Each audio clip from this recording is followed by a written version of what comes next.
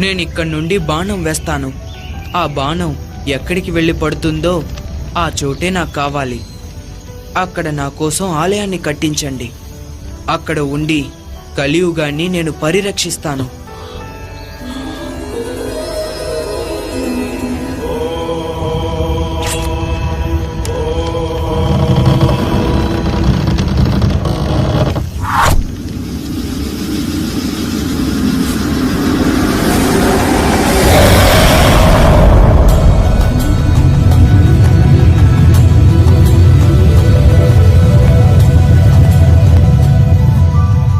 బాణం పడిన చోటే శబరిమల.